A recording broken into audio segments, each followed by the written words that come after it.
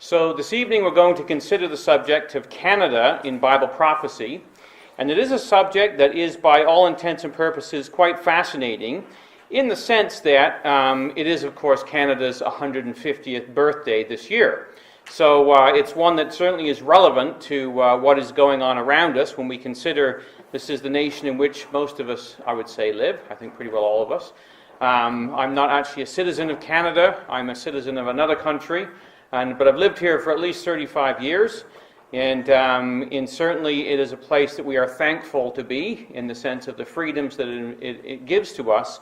Freedoms such as being able to meet together this evening and consider the subject together. Now, when we look at what is before us and we see the different things that the Bible has to say, it's important that we consider the events that are sort of laid out for us in the Bible and what is there for us in the sense of what it says.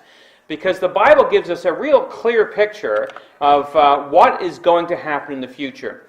It's the Apostle Peter who writes in 2 Peter chapter 1 and verse 19 that we have a more sure word of prophecy, whereunto we're told that we do well that we take heed, as unto a light that shines in a dark place, until that day dawn and that day star rise in our hearts. Now, we live in many senses of the word in a dark place, as the Word of God has been somewhat removed in most of Western society, but we still have the word of prophecy that is there for us to assist us in understanding what is going on in the world around us. And it's a word that is there to give us guidance, especially when we consider what the prophet Amos has to say in chapter 3 and verse 7. Where we read, "Surely the Lord God will do nothing, but he reveals his secret to his servants the prophets." And he goes on to say, "The lion hath roared, who will not fear? The Lord God hath spoken, who can but prophesy?" So there we have a fact that God reveals his secrets to his servants the prophets. And he tells them events that are going to happen before they actually take place.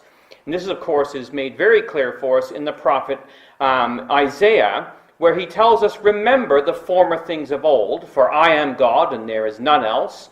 I am God and there is none like me," he says, "declaring the end from the beginning, and from ancient times the things that are not yet done, saying, my counsel shall stand, and I will do all my pleasure." And that's from Isaiah 46 in verses 9 to 10.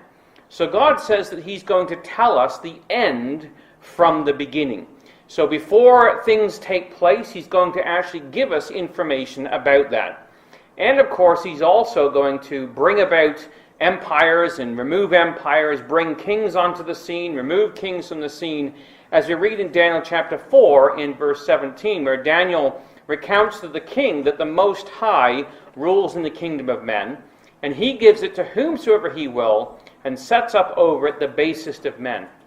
So whatever kingdom or dominion we live in, it's the Most High that rules over it, and he sets over it whosoever he wills, and sets up over it the basest of men. So when we look at Canada, and we look at the government that we're under, and sometimes we like to complain about different things that go on, we must understand that it is God who sets up the rulers, and they're there for a purpose. We might not always know it, we might not always see it, but quite often it's after the fact that these things become clear to us.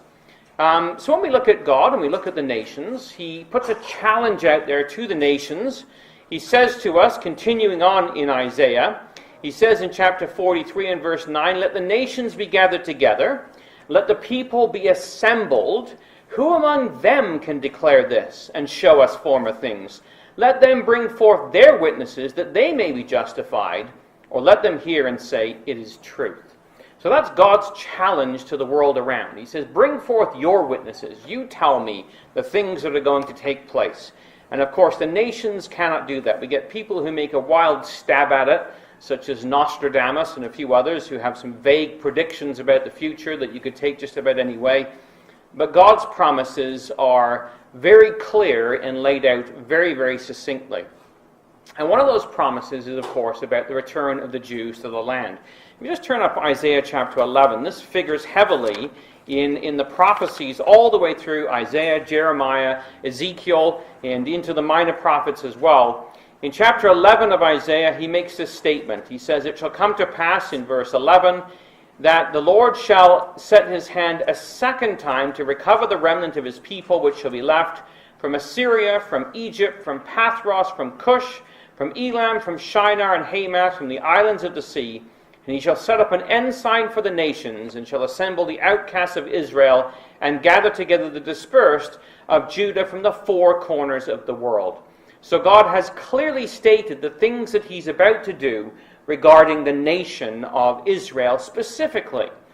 But again, as he said, I'm going to tell you former things. It's not only the fact that Israel would return to the land, but he also tells us how exactly this is going to take place. And in Jeremiah chapter 3 and verse 14, he says, "Turn, O backsliding children, saith the Lord, for I am married unto you, and I will take you one of a city, and two of a family, and I will bring you to Zion." So he talks about this partial restoration of the Jews back to the land, and that he's going to be the one who does this. He's going to bring the Jews back to the land of Zion, not all at once, but one of a city and two of a family. A gradual process that would take place over a period of time. Now, what's equally as fascinating is he also tells us how this is going to take place and who is going to be involved in this regathering of the nations. The Gentiles, basically, are going to be involved in this, and we read in the 60th chapter of Isaiah and in verse 9, he tells us there who it is. He says, "Surely it's the isles that will wait for me, and the ships of Tarshish first, to bring thy sons from far, their silver, their gold with them, unto the name of the Lord thy God, unto the Holy One of Israel, because he hath glorified thee." And he tells us that it will be the sons of strangers that shall build thy walls, and their kings shall minister unto thee.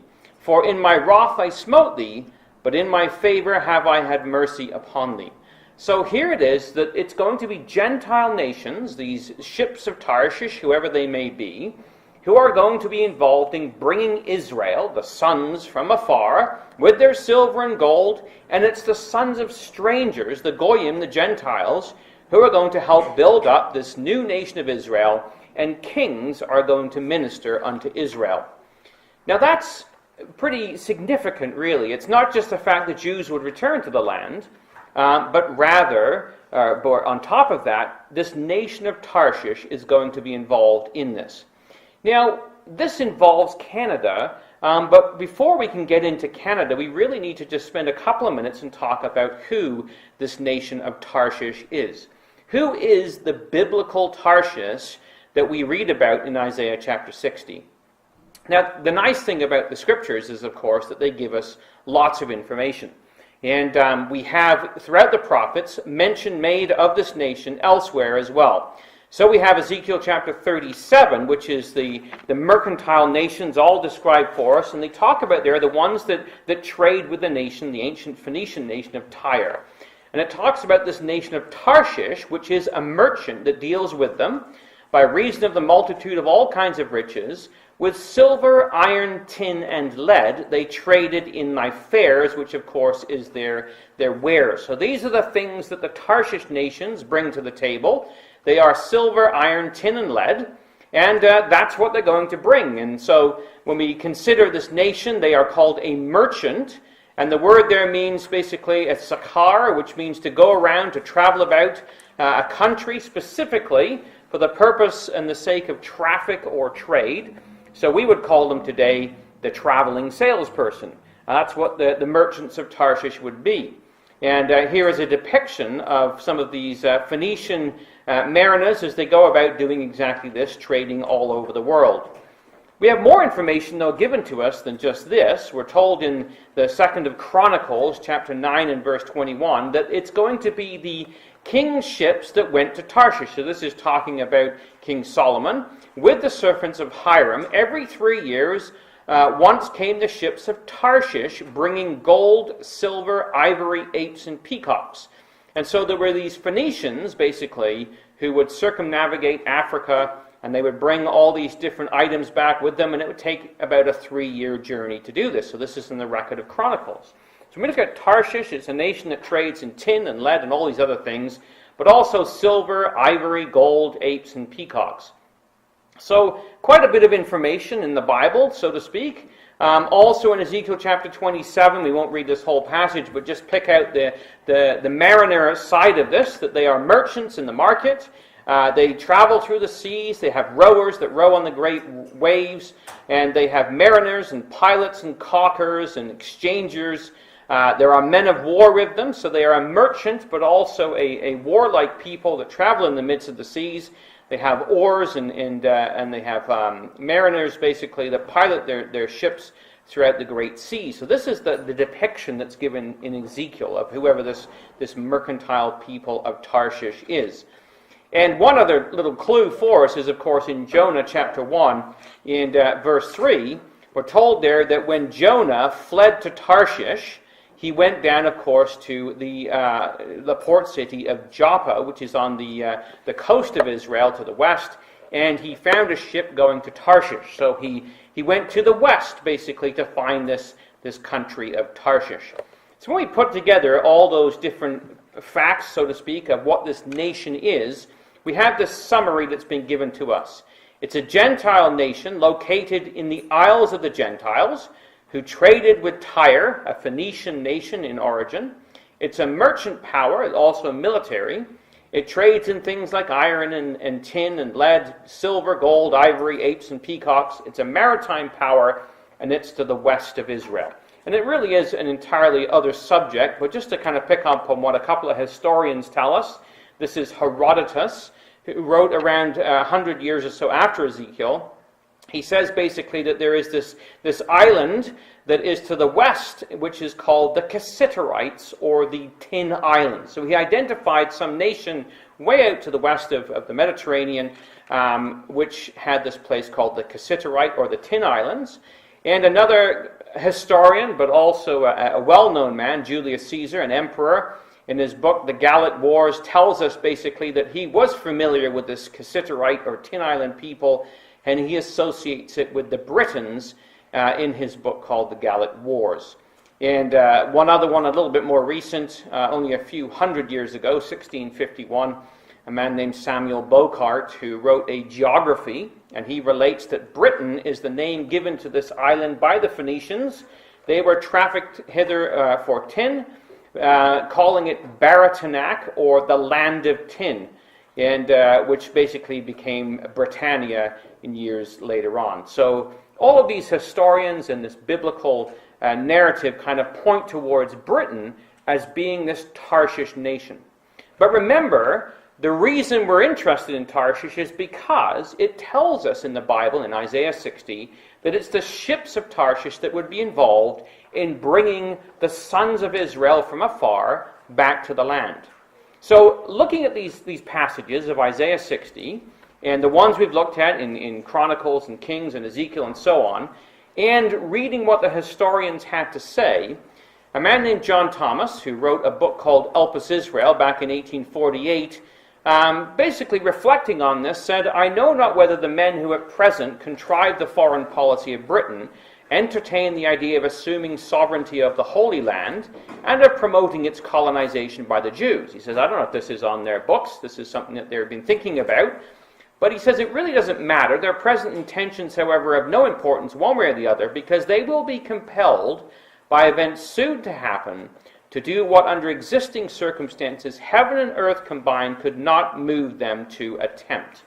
So he looked at these prophecies and these scriptures basically identifying this Tarshish nation, identified it as Britain, and said, well, if that's what the Bible said, then Britain has to be involved in bringing the Jews back to the land. And so he goes on to say that the finger of God has indicated a course to be pursued by Britain which cannot be evaded, and which her councils will not only be willing but eager to adopt when the crisis comes upon them. The decree has long since gone forth, which calls upon the Lion of Tarshish to protect the Jews.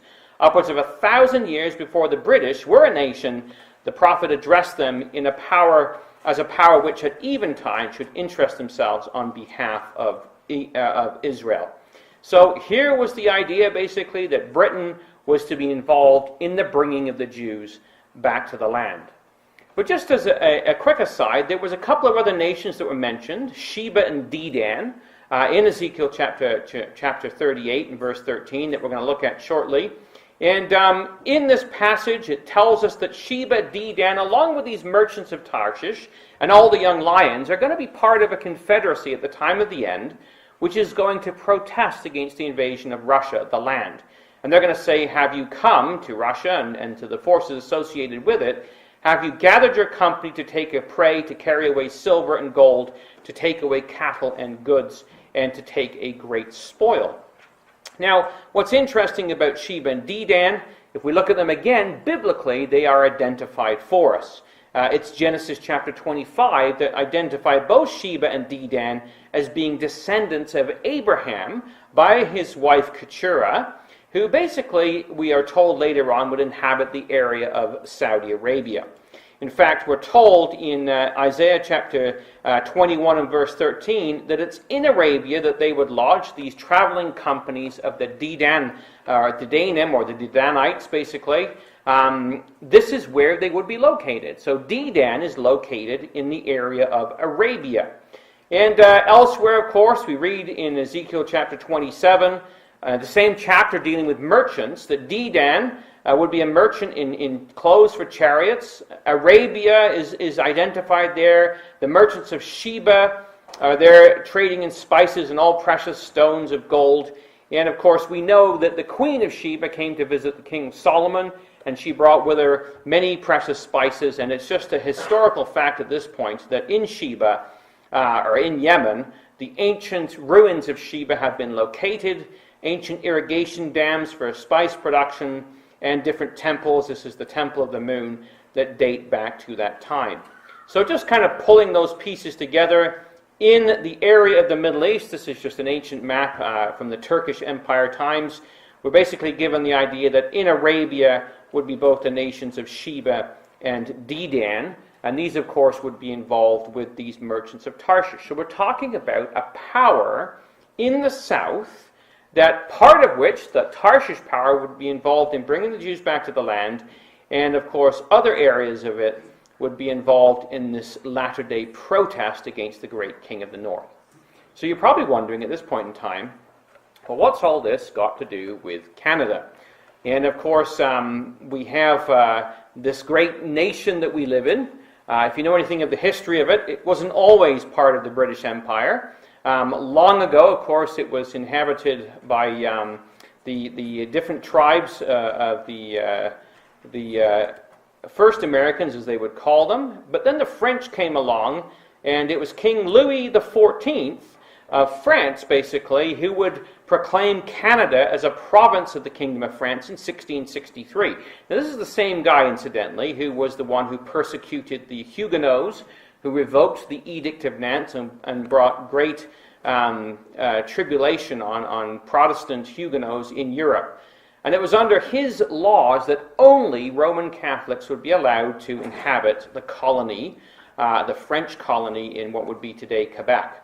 And in fact, the first records of any Jews living in Canada are members of the British Army from the French-Indian War around basically the 1750s. And it was in 1759 that one of the officers, a guy named Samuel Jacobs, is recorded as the first Jewish resident of Quebec, and consequently he would have been the first Canadian Jew. So before Britain took over, it was ruled by France, and at that point in time there wasn't exactly a happy connection between the Jewish people and the people of the book. But of course those would change, and today when we look at Canada, contrary to Louis' designs, Canada boasts a population of Jewish people of around 310,000 in 2010, that is, the bulk of which live exactly in this province in Ontario. So it's about 174,000 Jews live in the area of Ontario. But what has all this, again, got to do with prophecy? That's kind of a little bit on Canada's background. It began as a French sort of colony and then was taken over by the British.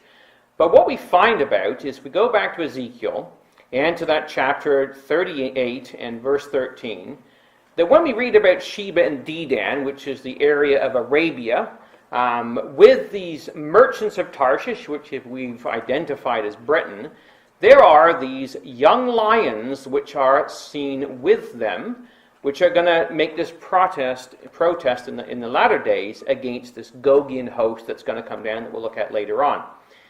But when you look at this idea of a young lion, and you say, well, what exactly does that mean?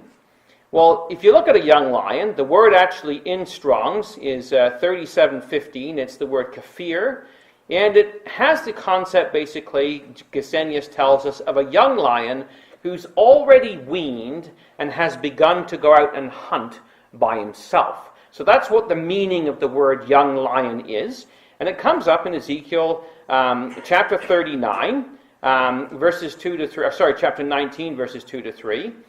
This is where basically it talks about what is thy mother? A lioness. She lay down among lions. She nourished her whelps among young lions. She brought up one of her whelps. It became a young lion, and it learned to catch the prey. It devoured men. Now the context is a little bit different as to what it's talking about, but the use of the word is what we're really looking at here, is that this young lion is one that actually would go out and it would catch prey all by itself. It's the same word used, incidentally, in Judges of Samson, when he went out and caught a young lion, and also in Psalm 17, verse 19.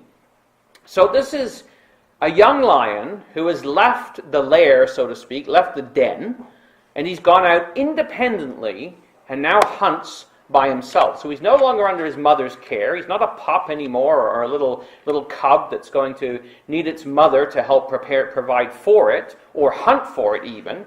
It's independent, and it's gone out all by its lonesome. Now, it's interesting when you consider Britain as sort of the Tarshish power that has associated with it these young lions. They are nations, basically, that are now independent of it, using the use of this word here. And so this is a Canadian postage stamp from 1898, and it tells us there, we hold a vaster empire than has been. And of course, it used to be the saying that the sun never sets on the British Empire, because as it was setting on the empire in Britain, it was rising on it in Australia or Canada or into Asia, Africa, India, all across these areas the British Empire was involved. And so it was basically this massive empire that spread right the way around the world. However, the use of the word kafir would tell us that it wouldn't remain that way. It would become an association of independent nations that are still tied together, but that basically are separated by this sort of spirit of independence. And so that's what we read about, not just in Ezekiel, but also, incidentally, if you just come to Luke.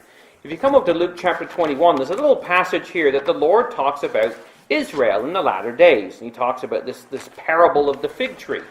But he doesn't just talk about the fig tree. He says there's other trees to consider as well.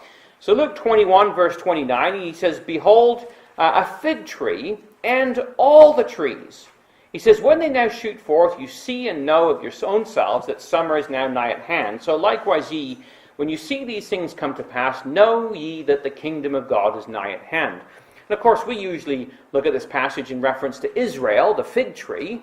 When it shoots nigh once again, then the kingdom of God would be nigh at hand. But notice there that he doesn't just talk about the fig tree. There is also all the trees. There are other nations that would be independent, that would shoot forth. And it's interesting, we have at home this great long wall chart. It's about 16 panels long, and you can just kind of see it here. And this is giving you an idea of the nations, basically, as they are likened here. And you can see that, like in the beginning of time here, going back to the time of Queen Victoria, there were some nations, but then all of a sudden you have this explosion of many nations that come out of the few of the major, mostly European nations at the time and their different empires, following largely the Napoleonic Revolution. Well, just to kind of expand on this, if we look at the top here, we see there's Queen Victoria. We notice at the very top that the French Revolution, America actually broke out before the French Revolution, which is an interesting story in itself that we looked at a few weeks ago when Brother John spoke to us about that. But we also have here other nations that would have their independence: New Zealand, Canada, and Australia, South Africa, Ireland, and later on India. And so all these nations would basically gain their independence over a period of time from this mother lion, so to speak, of this great Tarshish power. And hence Canada's birthday that's being celebrated this year. It's 150 years from 1867 to 2017. So it gained its independence 150 years ago from the British Crown as an independent nation. It's been a process over a period of time, just like a young lion doesn't just leave the nest or the den all at once. It's a process that takes place, and that has been the way with Canada. In fact, we were in Charlottetown in Prince Edward Island, the place basically of Confederation, and this is the building where it all took place a few years back. And this is where the founding fathers of Canada came together, and they had this Act of Union, the British North America Act, and its follow-ons from there, where they basically had their first constitution. And you can go there today, and there's a great big painting on the wall, and you can see them celebrating their independence at this great gala ball. And you'll notice there, you probably make out John A. Macdonald that features on some of our money and whatnot. And this is the place where Canada achieved its, if you want to call it, young lion status. This is the room that is seen in many of the paintings. And we were there. It was a fairly long while ago, as you can tell by the age of my children there. But this is where this whole sort of scenario went down, and where Canada basically obtained its independence. And it's interesting that many of the nations, basically, of the empire gained their independence in around this time, and basically leading on from there. There's a map of the Commonwealth, so to speak. And you can see at one point in time, you've even got America involved in this as well. And so it was in 1776 that the Americans basically gained their independence, followed by Canada in 1867. And there's sometimes a bit of a debate as to who went first in the rest of these. But New Zealand in 1907, Australia in 1901, New Zealand 1907, South Africa 1910, Egypt was another area that they relinquished in 1922, and India in 1947. So a lot of these nations were involved in the Commonwealth and broke free at different points in time. And of course, there's many others, Ireland and others, basically a lot of the Caribbean nations that have separated since, Indonesia and some of those nations in that area as well.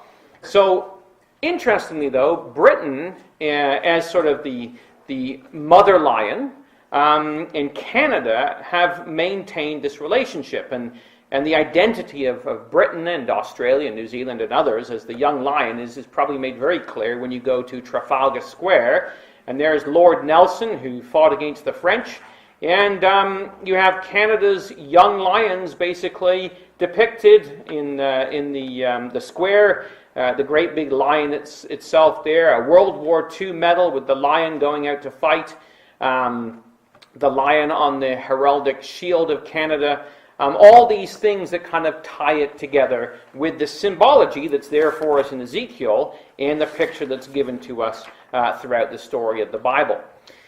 It's interesting though, World War I is probably one of the places where it's the most commonly seen.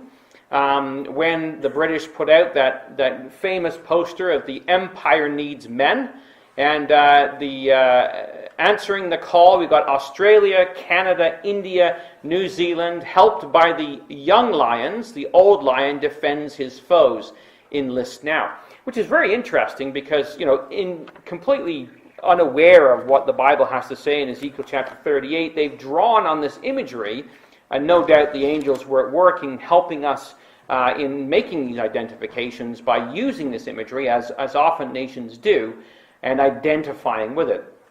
But it doesn't stop there, of course. This is Canada's Ensign, the original flag of Canada, before 1960s, and notice, of course, that it has the Union Jack on it. So obviously a connection to Britain, And here is another poster or two from World War I, and you can see Canada out front, marching here along with his compatriots, and you can see the Indians and Africans back there, and other nations basically that are joining in, the Anzacs, the New Zealanders, and the Australians, as they go together to defend the Commonwealth. And the poster to the side linking basically Great Britain with New Zealand, Australia, Canada, Newfoundland, South Africa, all of them tied together, because of course originally Newfoundland was separate from Canada until the 1940s. So the call was for young men to go out and join this great war effort against Germany. But it wasn't just young men. There was also young women as well. And you can see here the Canadian Red Cross Society recruiting its young women to go out and work as nurses in this time of great conflict. So interesting to see basically how this whole situation rolled out. But another subject, but one that sort of, well, we're just considering this, is worthwhile thinking about, is that when this great call to join the empire went out, the Military Service Act from Canada, and this is a poster from Canada, required every unmarried man of military age, not exempted or exempted under the Act, could choose one of two courses. Either he was to enlist at once, or he could attest under the group system. And of course, if he didn't enlist, then he was deemed to have enlisted. If he didn't go for exemption, then he was basically said to have been enlisted. So it's interesting that, the deadline is tomorrow, Thursday, March the 2nd, that you have to have your exemption in by. And if you didn't attest it, then you were automatically enrolled in the armed forces. And that's just something to think about when we consider the day and age in which we live. Should there be a war, it's not a question of sitting it out. You had to make a choice. Either you're in the army, or you have to go to court and attest your conscientious objector status. There was no sort of sitting on the fence and waiting in between. So it's well worth thinking about where we are in our own lives. Should anything happen again, no doubt a similar situation would be faced, although with feminism today, it wouldn't just be the young men fighting on the front lines, it would be the young women as well. And the ages basically began at sort of that 18 to 40, but of course as the war rolled on, the ages became older and older. So this is just an aside, another subject altogether. But interesting that Canada actually played a large role in World War I, and sometimes there's a little bit of history that has passed by. Here's another recruiting poster, a Canadian recruiting poster, but you'll notice that it's not written in English. It's actually written in Hebrew, because this is a recruitment poster for the Canadian Jewish Legion. And they went and they trained in Canada in a place called Fort Edward in Windsor, Nova Scotia. And this whole battalion, or 3 or 4 battalions I think it was, would all pull together, or 3 or 4 of these groups would pull together into this Jewish Legion. And you might think it's kind of, this small little group of Jews come to Canada to do some training. What's the significance in that? Well, here they are. You can see the fort in the background up on the hill there from the postcard that we just looked at. And here are the Jewish soldiers. And one of them, incidentally, wrote a letter. This is him there. His name is David Greene. He says, "In Windsor, one of the great dreams of my life, to serve as a Jewish soldier in a Jewish unit to fight for the liberation of the land of Israel, as we always called Palestine, became a reality. I will never forget Windsor, where I received my first training as a soldier and where I became a corporal." Now, you might not recognize David Greene, but his name later on in life was David Ben-Gurion. He was the first Prime Minister of Israel, who came to Canada and trained with a whole bunch of other Jews in this Jewish Legion, and then went to the land of Israel, as they called it, Palestine as the other nations called it, to fight for liberation of this land. So Canada was very much involved in this whole situation. But we want to just switch gears for a moment and come back to the prophecies regarding what's to happen in the latter days, because that's what God had told us he would do, tell us the end from the beginning. So come, if you would, to Daniel, chapter 11. In Daniel chapter 11 and Ezekiel chapter 38 are the two prophecies we're going to look at tonight. Spend a little bit of time in each. And it's really a story about a king of the north and the king of the south that we read about in Daniel chapter 11 and at verse 40. Now, this isn't the American Civil War where we have north and south. This is north and south in relation to the land of Israel. And so we read in Daniel chapter 11, verse 40, "At the time of the end shall the king of the south push at somebody called him," and that him is the Turkish Empire, which was resident in the land at the time of the end, basically, that the writer is here talking about. So Daniel basically sees the targeting by this group called the king of the south against this group that is the him, and later on we talk about the king of the north.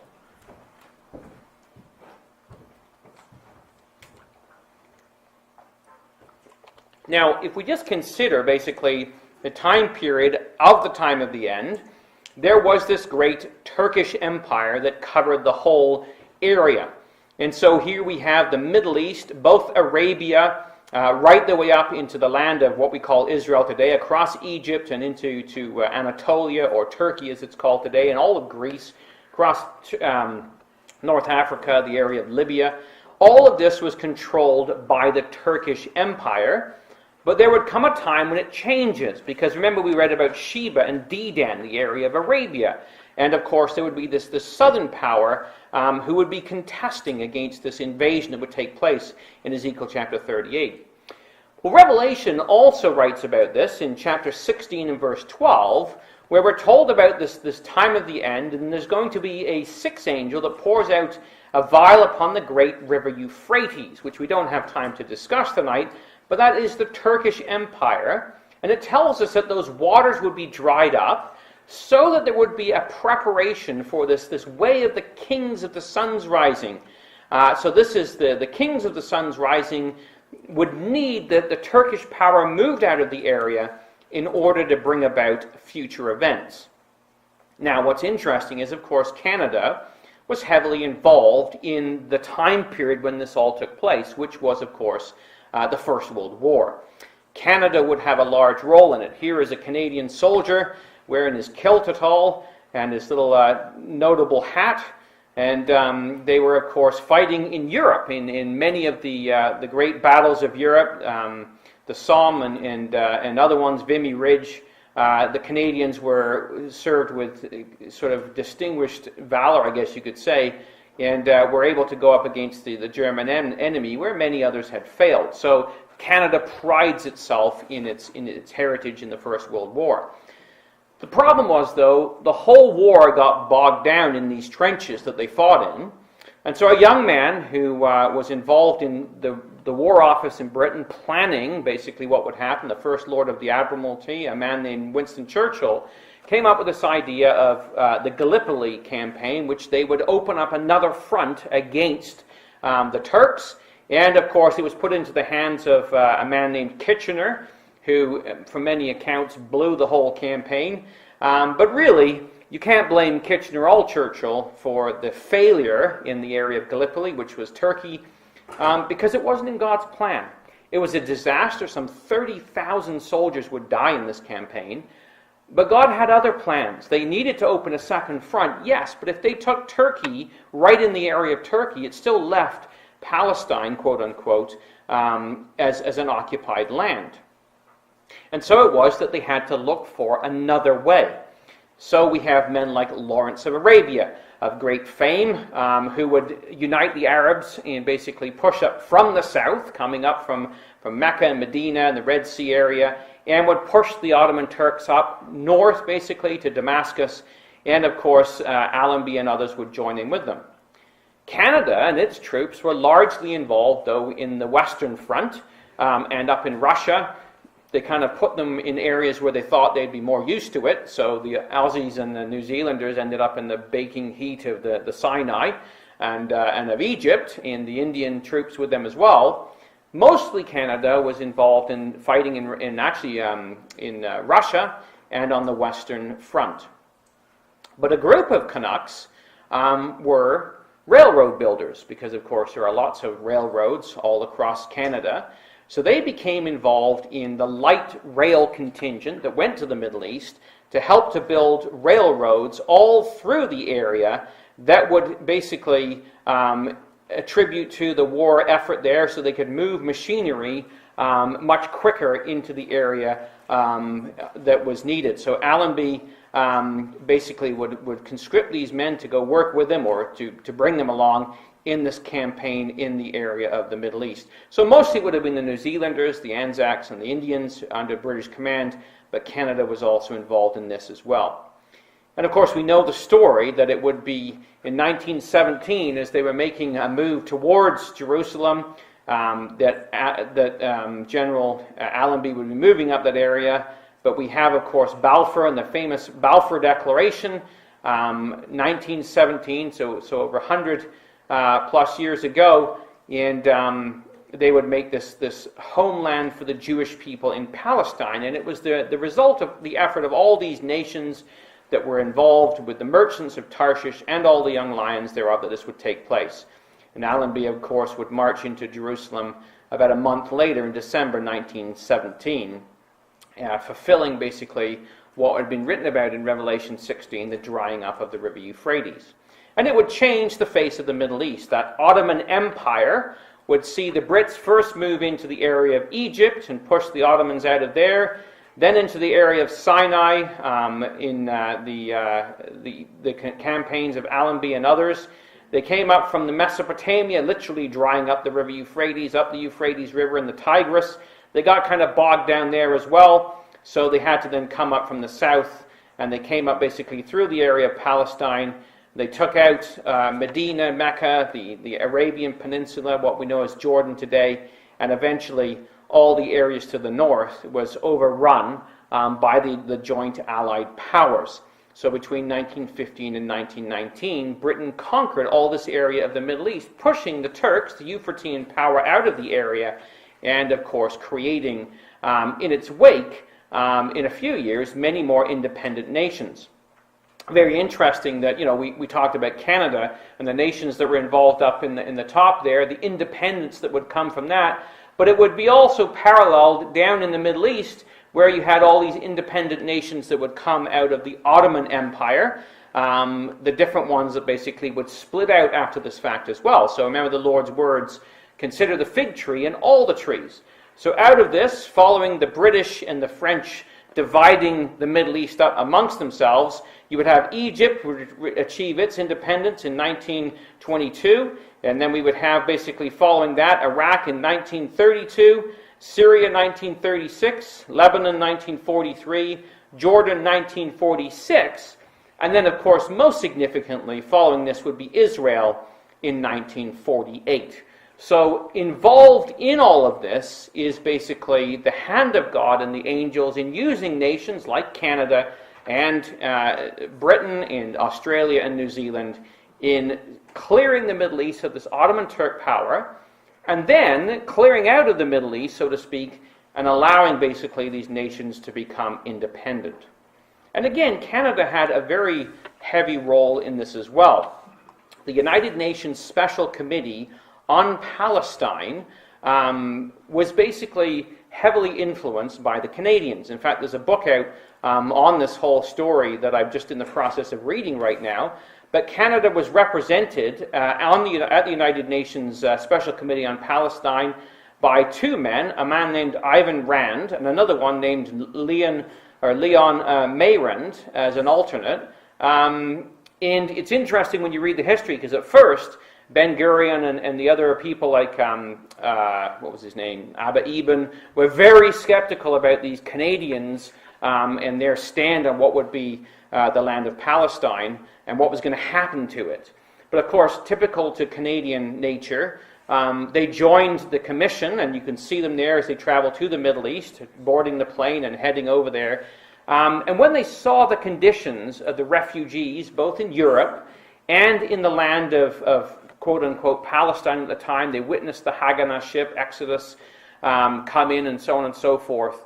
that basically their hearts went out to them, as we see even today amongst the Canadians when it comes to Syria and other nations, and they basically reasoned that it would be anything but barbaric not to, just one second, not to involve Israel or the Jews in having a piece of Palestine and having it partitioned so that they could be involved in it. And so it was that the plan for partition went to the United Nations in 1947. 33 nations voted in favor. Canada was one of them, actually against the wishes of Great Britain, who wanted all the colonies to abstain. And Canada granted de facto recognition of Israel in 1948 in December, and Israel's first consul general was appointed in 1948. And it's interesting, basically, that, Canada was, the first nation, of course, was America, but Canada was pretty close in coming in behind and being involved in these different things. And so it was when the nation was proclaimed in 1948, when the Jewish state was born, that Canada had a great hand in this in many different ways. And of course, the man who read out the proclamation, who had fought against the Ottoman Turks, had his training in Nova Scotia, in the first of the Jewish legions trained on Canadian soil. So just interesting when we consider how these things take place, and Canada has continued to develop. This was the Ensign in 1965, but she has kept on her young lion development, moving away from Britain, so to speak. 1965, the Ensign was changed to the maple leaf that we know today. But interestingly enough, the Canadian connection to Britain is very alive and well. You can see the British insignia on the British Columbia flag. It's there with the Alberta flag. Saskatchewan has the lion. Manitoba, the ensign as well as Ontario, the province we live in, does. And then, of course, Prince Edward Island, New Brunswick, and Nova Scotia all carry the British lion on them as well, as part of their insignia. And so it was things would move ahead. 1982, which was actually the year after we moved to Canada, that basically you would have the arrival of the Queen in Canada, who would sign the papers basically for Canada to achieve basically its independence completely from Britain, in that they didn't have to have laws now, or changes to the Constitution, I should say, go back to Britain for royal assent. So when the Queen came and signed these things over, that was the end of the monarch's power, so to speak, over the Canadian government to change its own constitution. It had been independent since 1867, but with the signing of this document, it now gained a new level of independence, and of course Canada has sort of moved on from there. Has retained, though, of course, if you look on the back of any of your coins, the Queen as its head of state.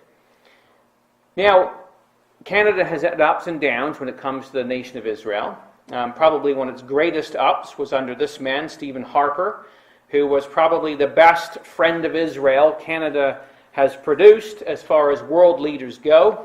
And when he went to Israel, as we've talked about in different classes, he was certainly greeted there with great sort of fervor, and his comments were very, very close to Israel. Of course, no politician lasts forever. The Most High does rule in the kingdoms of men and brings about other people. So now we have a new prime minister, this man, Trudeau, who is the son of Pierre Elliott Trudeau, who signed the agreement with the Queen. He's the new kid in town. And only time will tell how things go with Justin Trudeau. But what's interesting is what the news has been reporting about his policies regarding Israel. When he came on board, he had a foreign minister named Stephane Dion. However, the opposition party, the NDP, has been most upset with Trudeau. This is an article written in sort of criticism of Trudeau, saying that basically Trudeau has continued Harper's policies on Israel. And this was December of 2016. He says the government's policy towards Israel and Palestine, as articulated by the Governor General's visit, just happens to be identical with the old government's policy. Canada may be back in the Middle East, but it's Stephen Harper's Canada that is back, says this article in the Globe and Mail. So the NDP not very happy with the policies that Trudeau has put in place so far. Interestingly, too, that there have been calls for Canada to end its double standard that basically has been put in place regarding Israeli settlements, calling them illegal.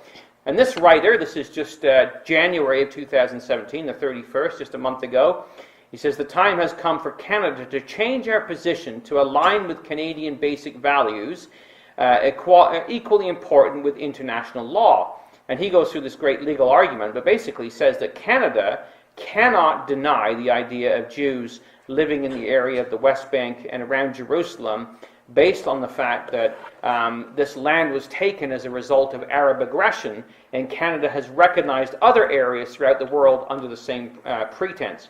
So basically, it's a hypocrite, is what the writer says, and it's time for Canada to own up to this. Very recently, Trudeau shuffled his cabinet, and Stephane Dion, who was a French minister, was basically tossed out as being foreign minister because he ruffled the feathers of many in Israel. And he was replaced with this woman, Chrystia Freeland, who basically is now the new foreign minister. And it was about 3 days before he was supposed to go to Israel for a visit. And we're told that during his tenure, Dion made numerous statements that were ill received in Israel, such as that Canada would strive for a more balanced policy regarding the Middle East, including active outreach in the Arab world. Israel is a friend and it is an ally, but for us, it is to be an effective ally, we need also to strengthen our relationship with our legitimate partners in the region, is what he had said. Kind of similar to Obama's stand when he came to power. And after that, and some of the other things that he had to say about Israel, Stephane Dion was removed from the cabinet and this other lady was put in place. So it remains to be seen what Canada will do with regards to Israel, save and except that we already know the end game. And that is given to us in Daniel chapter 11 and in Ezekiel. We read about at the time of the end, the king of the south would push at him, right? This is that moving of the Turkish power. But that would invoke a response from somebody called the king of the north, who would come against him, that's Turkey again, like a whirlwind with chariots and horsemen and with many ships. But he wouldn't stop there. He would enter in and pass over. And he would overflow into other countries. And so what we find is that these other countries, as he keeps going, would include something called the glorious land, which of course is the land of Israel. And many countries would be overthrown. And it goes on to say that there would be this group that would escape out of his hand, even Edom and Moab and the chief of the children of Ammon. And of course we know those nations to be basically the geographical area of what is today the nation of Jordan. So Jordan would be aligned with this king of the south, and basically would escape out of the attack of Russia into this area in the very near future. And so that's the story. However, other nations would not fare so well, because we also have the nation of Egypt that is mentioned in Daniel chapter 11. He will stretch forth his hand also upon the countries, and the land of Egypt shall not escape, but he shall have power over the treasures of gold and silver, and over the precious things of Egypt. And other nations will be aligned with him. The Libyans and Ethiopians shall be at his steps, or shall march in stride with him, as the word in the, or the phrasing in the Hebrew would give us an idea of. So that's the picture that Daniel gives us. He's going to go marching into the land of Egypt, but in this whole process, as we keep reading in Daniel, he's going to be upset in his campaign, because there will be tidings out of the east and of the north that are going to trouble him. And we're told there that he's going to go forth with a great fury to destroy and utterly to make away many. He shall plant the tabernacles of his palace between the seas in the glorious holy mountain. So he's going to come into the area of the Middle East, to Mount Zion, and that's where he's ultimately going to plant the tabernacles of his palace. But the end of the story is, of course, pretty clear. That is that he shall come to his end, and that none shall help him. So all those nations that are assembled with him are going to be obliterated by this power that's going to come into the Middle East. And of course, when you align that with Daniel chapter 2 and others, we recognize that that power is the power of the Lord Jesus Christ as the kingdom of God is established upon the earth. Now, tie that in with what we read elsewhere. And this is, of course, the story that's given to us in Ezekiel chapter 38. There's this great confederacy there as well. In verse 2, we have Gog of the land of Magog, the prince of Rosh, Meshech, and Tubal, and with him there's Persia and Ethiopia and Libya, and Gomer and all his bands down in verse 6 with Togarmah, and many people. When you consider this in light of Daniel chapter 11, we find out that we're dealing with a very similar host. There's the map of the whole area that's involved, and we have all those, the great Mediterranean Sea, the Black Sea up there in closer to Russia, and we have the nations that are outlined for us. We have Gog, who's of the land of Magog, which is that area of Central Europe that we know used to know as the Warsaw Pact area, between the River Don and the River Danube, Poland and Eastern Germany and those different countries. Allied with it is Rosh, Meshech, and Tubal, but they're not alone. There's others with them as well. There's Persia and Ethiopia and Libya with them, Persia being, of course, Iran, just like Daniel talked about, Ethiopia and Libya being aligned with them. And then other nations such as Gomer and all his bands, and the Gomeric tribes, of course, went from the area of Gaul or Galatia and crossed basically the area of Europe and ended up in the area of France and Germany, and of course Togarmah being with them. And many other nations as well, as we read different prophecies, Assyria, Greece, and Rome, as we tie in Daniel chapter 2, and others, that would all be involved in this great confederation that's going to come against Israel. And specifically, what they're talking about is the mountains of Israel. As we read about them, in Ezekiel chapter 38, verse 8, after many days they are going to visit the land of Israel. They're going to be visited, come into the land of Israel, the land that is brought back from the sword, that is gathered out of many people, specifically against the mountains of Israel, which have always been waste, but is brought forth out of the nations, and they shall dwell safely, all of them. What's very interesting is that one of the conservative MPs who is running for the leadership of the Conservative Party, just in this last couple of weeks, basically made the same statement as I was going to say George Bush, but it's not George Bush, it's Donald Trump, that basically if he gets in, Canada will move its capital, or not its capital, its embassy from Tel Aviv to Jerusalem and recognize Jerusalem and the West Bank. So a very interesting situation that is developing there as well. And of course they come to spoil the land, as we read of in Ezekiel 38, the one we looked at in verse 12. They come to take a spoil and a prey, and to turn their land upon the desolate places that are inhabited, and upon the people that are gathered out of the nations that dwell in this middle area of the land, which is the area of great contest today. That's the picture that the Bible gives us. And of course, the nations that protest us, as we've been talking about, is those ones of Sheba and Dedan, the merchants of Tarshish, and all the young lions thereof. So we have Arabia, and Daniel added in the picture of Jordan, Edom, Moab, and Ammon being delivered, with the merchants of Tarshish, which would be the British power, with its young lions, which includes America, Canada, New Zealand, and Australia, and you could add South Africa and India and others to that as well. They protest at this point in time against this great invasion that has taken place. So as we look at that, we see basically a picture that has been developing of these northern nations that we looked at, along with Libya and Ethiopia, who are contested by Sheba and Dedan and these merchants of Tarshish and the young lion nations that are all in this area of the south, of which Canada is a part. So as we see things roll forward from here, we can expect to see that Canada is going to take more of a role in the Middle East area that is going to be friendly to Israel. Now, that doesn't mean that's going to be immediate, because if you look at the last 8 years of America's relationship to Israel, we've certainly seen a very unfriendly president.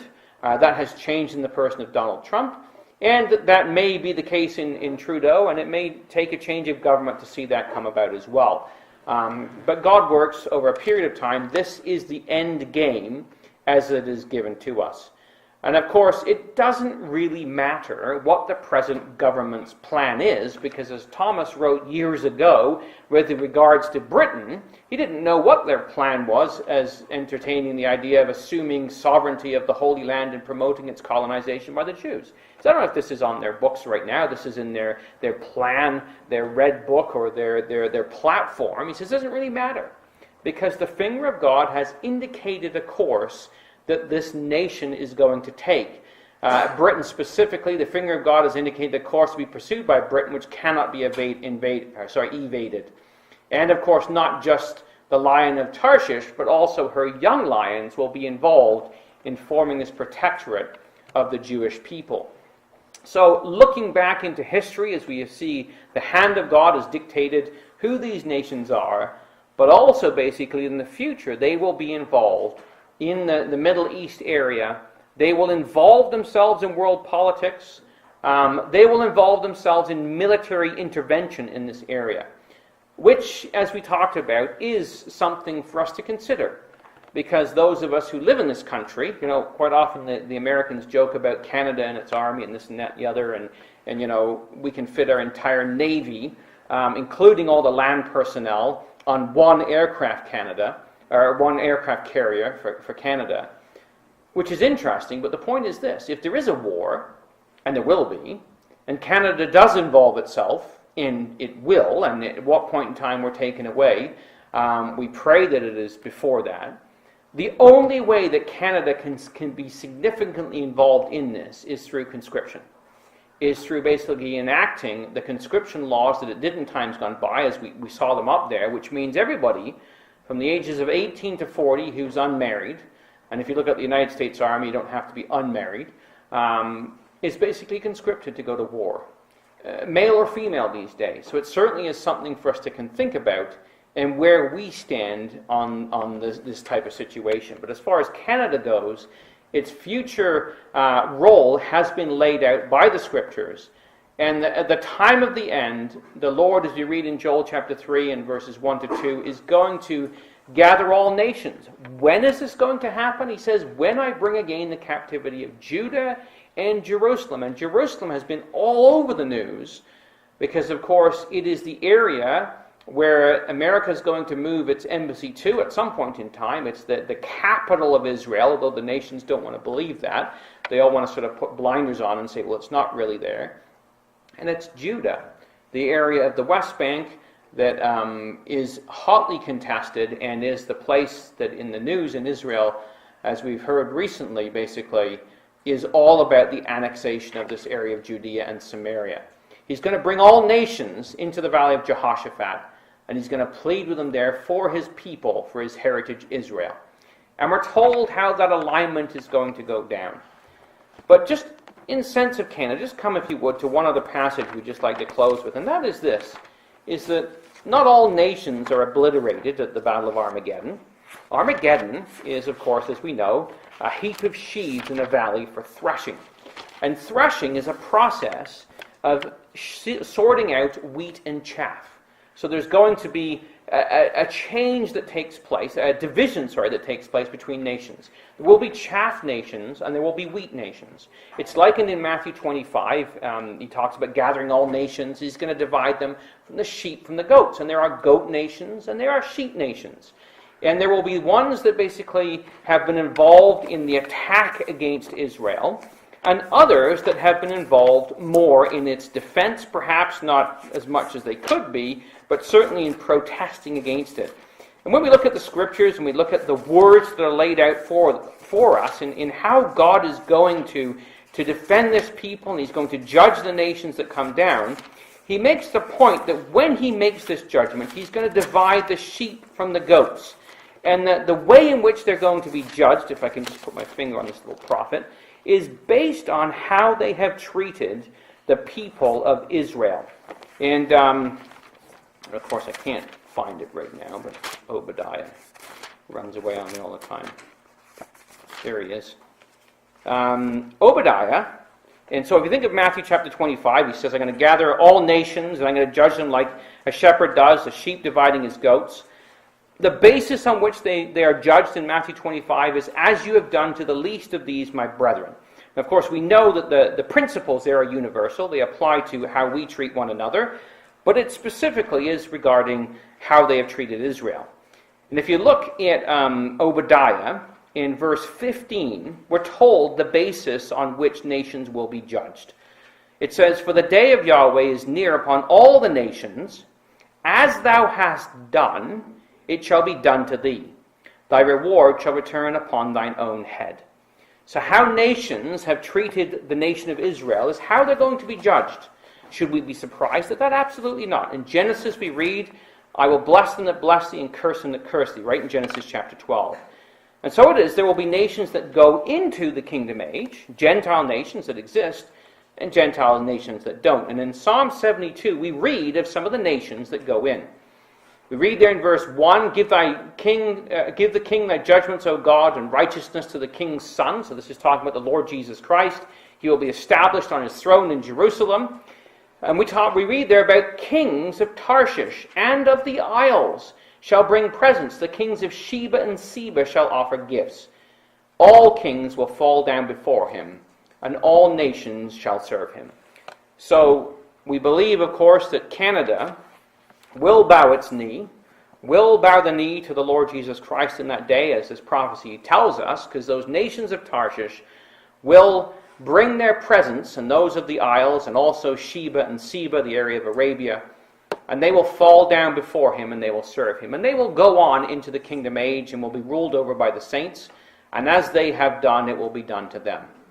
But the nations who do not such, and who come against Jerusalem to battle, will be destroyed as the chaff is burned up.